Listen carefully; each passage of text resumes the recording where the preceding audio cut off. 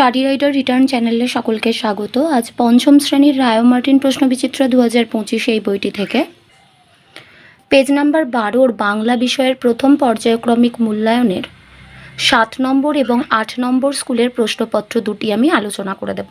এর আগে আমি 6 নম্বর স্কুল পর্যন্ত প্রশ্নপত্র সমাধান করে দিয়েছি। তোমরা যারা সেই ভিডিওগুলি দেখোনি তারা অবশ্যই ডেসক্রিপশন বক্সে দেওয়া লিঙ্ক থেকে ভিডিওগুলি দেখে নিতে পারো। তো চলো প্রথমে 7 নম্বর স্কুলটা শুরু করা যাক। Contai Hindu girls school and Barasat MGM high স্কুলের প্রশ্নপত্র। একের দাগে রয়েছে ঠিক উত্তরটি নির্বাচন করো। 1, শীতের শেষে হাঁসেরা ফিরে গিয়েছিল উত্তরে। লেখকের পিতা থাকতেন 3 তলার ঘরে। দুঃখে আমি সারা দিন রাত। এখানে আমি হলো হাবু। দারোগাবাবু ভুলো বলেছিলেন হাবুকে। রূপকথার গল্পে যেটি থাকে সেটি হলো কড়ির পাহাড়। লাল পাথরের ঢেউ বলে কবির মনে হয়েছিল গির্জাকে। সর্বনাম পদের উদাহরণ হলো ওগুলো। উচ্ছ্বসিত শব্দের সন্ধিবিচ্ছেদ হবে উৎ যুক্ত শোষিত। 2 দাগে একটি বাক্যে উত্তর দাও। 1, হাতিঘরের আদিবাসীরা গ্রাম দেবতা হিসেবে কার পূজা করে? গরাম অর্থাৎ বুড়ো শাল গাছের। অথবার প্রশ্নে রয়েছে ডুলং নদীর আদিবাসী নাম কি? দরঙ্গারা। কলকাতায় রবীন্দ্রনাথ ঠাকুরের বাড়িটি কি নামে বিখ্যাত? জোড়াসাঁকোর ঠাকুরবাড়ি নামে। বুনো হাঁসটি দল ছেড়ে নিচে নেমে এসেছিল কেন? প্রচণ্ড শীতে এবং বরফের আঘাতে একটি বুনো হাঁস জখম হওয়ায় আর উড়তে না পেরে থরথর করে কাঁপতে কাঁপতে নিচে নেমে এসেছিল। পরের প্রশ্নে রয়েছে ক্ষীর মাত্র নামই কবিতায় নাম ই শব্দটিকে কি অর্থে ব্যবহার করা হয়েছে? অল্প পরিমাণ অর্থে ব্যবহার করা হয়েছে। চেঁচিয়ে কার মুখ ব্যথা হয়ে গেছে? চেঁচিয়ে গল্প বুড়োর মুখ ব্যথা হয়ে গেছে। রূপকথা বলতে কি বোঝো? আজগুবি কাল্পনিক গল্প হলো রূপকথা, যেখানে রাজপুত্তুর, পক্ষীরাজ, দৈত্য, দানব এসবের কথা থাকে। আপাত অর্থে সেই কাহিনীগুলোয় কাল্পনিক আজগুবি কাহিনী মিশে থাকলেও তা কখনোই সম্পূর্ণরূপে অবাস্তব নয়, কারণ সেই কাল্পনিক আজগুবি কাহিনীর মধ্যে দিয়ে গভীর জীবনবোধই ফুটে ওঠে, যা শিশু মনে নির্মল আনন্দের পাশাপাশি নানান নীতিবোধের জাগরণ ঘটায়। দিঘির জল কবিকে কোথায় কাব্য করতে বলেছিল? রক্ত জবার ঝোপের কাছে। এরপর 3 দাগে নিচের প্রশ্নগুলির উত্তর দাও। 1, আজগুবি সব কারখানা। এই কারখানায় কি কি পাওয়া যায়?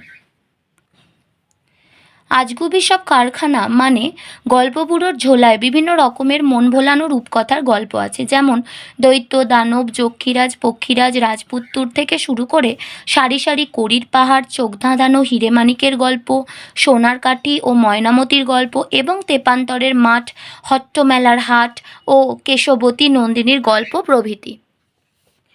কথক কেন নিজেকে লিভিংস্টোনের সঙ্গে তুলনা করেছেন? পাঠ্যাংশে ছোট্ট রবীন্দ্রনাথ নিজেকে বাংলাদেশের শিশু লিভিংস্টোন বলেছেন। স্কটল্যান্ডের অধিবাসী ডেভিড লিভিংস্টোন দক্ষিণ আর মধ্য আফ্রিকার অনেকখানি অংশে অভিযান করেছিলেন। জামবেসি ও কঙ্গো নদীপথ ধরে তাঁর অভিযান পৃথিবীর অভিযাত্রার ইতিহাসে বিখ্যাত হয়ে আছে। ছোট্ট রবি তেমনই তাঁর পিতার অবর্তমানে পাহারাদারদের দৃষ্টি এড়িয়ে তেতলার ঘরে প্রবেশ করে স্নানের ঘরে ঢোকার অভিযানের জন্যই কৌতুকের ছলে নিজেকে বাংলাদেশের শিশু লিভিংস্টোন বলেছেন। 4 দাগের নির্দেশ অনুসারে উত্তর দাও। 1, সন্ধি বিচ্ছেদ করো। উন্মন, উত্তযুক্ত মন হচ্ছে উন্মন। বাগীশ্বরী, পাক যুক্ত ঈশ্বরী, বাগীশ্বরী। শূন্যস্থান পূরণ করো। বৃষ যুক্ত তি সমান বৃষ্টি। দ্বীপ যুক্ত লোক সমান দুর্লোক। দুটি সমষ্টিবাচক বিশেষ্য পদের উদাহরণ দাও। বাহিনী, দল।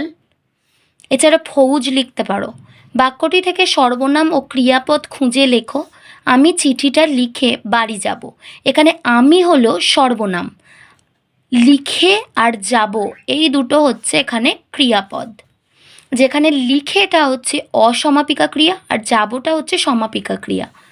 নেক্সট হচ্ছে নিপাতনে সিদ্ধ সংস্কৃত ব্যঞ্জন সন্ধির একটি উদাহরণ দাও।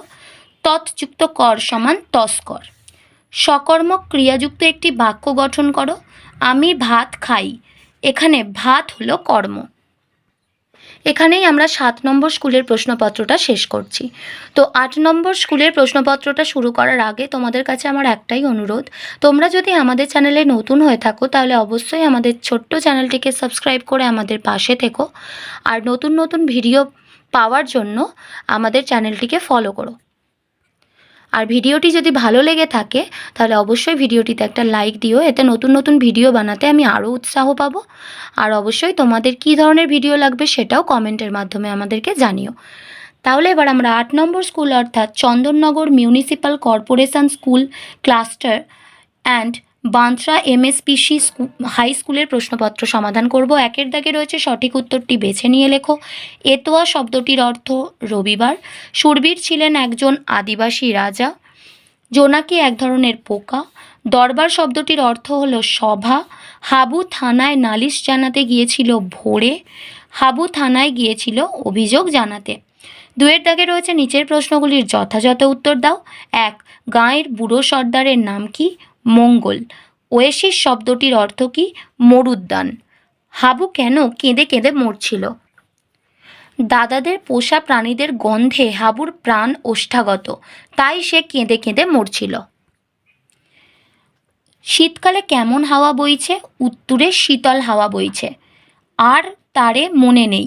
কখন বিমলার কথা কারুর মনে থাকে না? খাওয়ার সময়। এলোমেলো বর্ণগুলিকে সাজিয়ে অর্থপূর্ণ শব্দ তৈরি করো। 1. এখানে যেটা লেখা আছে সেটাকে সাজালে আমরা পাবো দরঙ্গারা, আর এখানে যেটা লেখা রয়েছে সেটাকে সাজালে পাবো আদি পুরুষ। 4এর দাগে যে কোনো দুটি প্রশ্নের উত্তর দাও। 1. এতোয়ার প্রতিদিনের কাজের বর্ণনা দাও। এতোয়া গ্রামের সম্ভ্রান্ত ব্যক্তি মতিবাবুর বাগাল অর্থাৎ রাখাল। তার কাজ মতিবাবুর গরু ছাগল চড়ানো। পুরনো আমবাগানে বাবুর গরু চড়াতে চড়াতে সে টক আম, শুকনো কাঠ, মেটে আলু এবং মজা পুকুরের পাড় থেকে তোলা শাক যা পায় সব রেখে দেয় ওর বস্তার মধ্যে। তারপর গরু নিয়ে ও ডুলং নদী পেরিয়ে চড়ে ওঠে। ঘন সবুজ ঘাস বনে গরু মোষ ছেড়ে দিয়ে সুবর্ণরেখার সরু জায়গাটায় তার বাঁশে বোনা জালটা পেতে দেয়। এটাই এতোয়ার রোজগার কাজ। বালক রবীন্দ্রনাথের প্রধান ছুটির দেশ কী ছিল? তাঁদের বাড়ির খোলা ছাদ। তিনি তাঁর বাড়ির নিচের তলার বারান্দায় বসে রেলিংয়ের ফাঁক দিয়ে কী দেখতেন? তাঁর বাড়ির নিচতলায় বারান্দায় বসে রেলিংয়ের ফাঁক দিয়ে দেখা যেত রাস্তার লোক চলাচল, পুকুরঘাটে লোকজনের আনাগোনা, অর্ধেক পুকুর জোড়া বটগাছের ছায়া, পুকুর থেকে পাতিহাঁসগুলির উঠে আসা প্রভৃতি দৃশ্য। পরের প্রশ্নে রয়েছে দারোগাবাবুর দেওয়া পরামর্শ হাবুর ভালো লাগেনি কেন? দারোগাবাবু হাবুকে বলেছিলেন ঘরের জানালা দরজা সব খুলে রাখতে, তাহলে ঘরের গন্ধ আর থাকবে না। কিন্তু দারোগাবাবুর এই পরামর্শ হাবুর পছন্দ হয়নি, কারণ সে ভেবেছিল দরজা জানালা সব খুলে রাখলে তার পোষা 150 পায়রা সব উড়ে যাবে। বিমলার ছোট ভাইয়ের নাম কি? অবনী বা অবু। সেও ও তার দাদা বেশি বেশি খাবার পাবে কেন? অবনী ছোট ভাইও হয়, সে আদরের পাত্র, সুতরাং সে বেশি খাবার পাবে। দাদা সবার বড় হওয়ায় তার দাপট বেশি, খাবারের বেশিরভাগটার দাবিদার সে। প্রধানত তারা দুজনেই ছেলে এবং বড় ও ছোট হওয়ায় সমস্ত খাবারের অধিকাংশই পেয়ে যায়। তাই বুঝি বিমলার কমে গেছে দামি? বিমলার কেন এমন মনে হয়েছে? বিমলা সারাদিন ধরে বাড়ির সকলের ফরমাস খাটে, তাতে সে মরুক বা বাঁচুক সমস্ত কাজই তাকে করতে হবে, অথচ খাওয়ার সময় তার কথা তেমনভাবে কারো মনে পড়ে না। দাদা ও ভাই কোনো কাজ না করেও বড় ও ছোটর অধিকারে খাবারের বেশিরভাগটাই পেয়ে যায়। অন্যদিকে পুরুষতান্ত্রিক পরিবারে বিমলা মেয়ে হয়ে জন্মানোর জন্য ত্যাগের প্রতীকে পরিণত হয়। সে যেন শুকনো খড়ের আঁটি, তাই বিমলার মনে হয় এ সংসারে তার কোনো মূল্য নেই। আসলে কবি নবকৃষ্ণ ভট্টাচার্য বিমলার অভিমানের মধ্য দিয়ে আমাদের সমাজের নারী পুরুষ তথা পুত্র সন্তান ও কন্যা সন্তানের মধ্যেকার বৈষম্যের চিত্রটিকে তুলে ধরেছেন। 5এর দাগে রয়েছে ক্রিয়াপদগুলির নিচে দাগ দাও। হঠাৎ তাদের হাঁক পৌঁছতো, এখানে পৌঁছতো হবে। পাখির কাছে ফুলের কাছে মনের কথা কই, কথা কই, এটা হচ্ছে ক্রিয়াপদ। নিরাপদে তাদের শীত কাটে, কাটে, এটা হচ্ছে ক্রিয়াপদ। ভগবানকেই ডাকি, ডাকিটা হচ্ছে ক্রিয়াপদ। এরপর সন্ধি করো, তৎযুক্ত কর সমান তস্কর, পদযুক্ত হতি সমান পদ্ধতি। সন্ধি করে সঠিক উত্তরটি চিহ্নিত করো। 1. দিকযুক্ত অন্ত সমান দিগন্ত, পরিযুক্ত ছেদ সমান পরিচ্ছেদ, ছোটযুক্ত দি সমান ছর্দি, উৎযুক্ত লাস সমান উল্লাস। আজ এই পর্যন্ত। ভিডিওটি যদি তোমাদের ভালো লেগে থাকে তাহলে অবশ্যই আবারও বলছি ভিডিওটিতে একটা লাইক দিও।